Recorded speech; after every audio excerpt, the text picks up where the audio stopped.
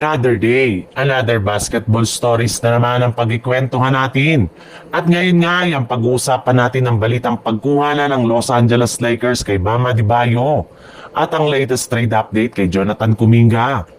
Bagamat man nga nakapokus ang buong Los Angeles Lakers sa kanilang magiging kampanya sa darating na season, ay may ilan pa rin naman nga na concern agad ang future ng kanilang prangkisa.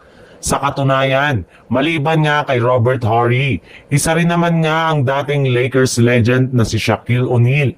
Sa mga nagsabing hindi na babagay si Austin Reeves bilang katandem ni Luka Doncic, kaya nararapat nga ito na i-trade na lamang sa lalong madaling panahon.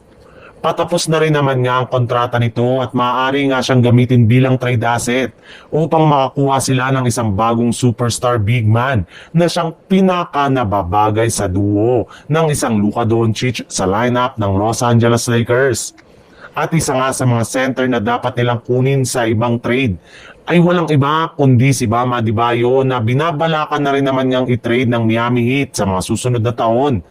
Kinukonsidera na nga ni Pat Riley ang tuluyan na nilang pagbabago sa kanilang lineup. Maaari rin naman nga daw i-offer ng Lakers si Austin Reeves, Rui Hachimura, Dalton Koenig at ang kanilang future draft pick. Sa madaling salita, kung gugustuhin nga daw ng Lakers ay makakaya talaga nila na makuha si Adebayo bilang katandem ni Luka Doncic. Sa ibang balita naman, nagmamatigas pa rin nga talaga si Jonathan Kuminga na ayaw na talaga niyang bumalik at manatili sa lineup pa ng Golden State Warriors. Matapos may balita na ito lang naman nga daw ang nag-iisang player na hindi sumama sa ginagawang mini training camp na inorganisa ni Jimmy Butler ng nagdaang araw. Kaya dahil dyan ay wala na nga talagang ibang choice ngayon ng front office ng Golden State Warriors kundi sundin ang kagustuhan nito na lumipat ng ibang kupunan.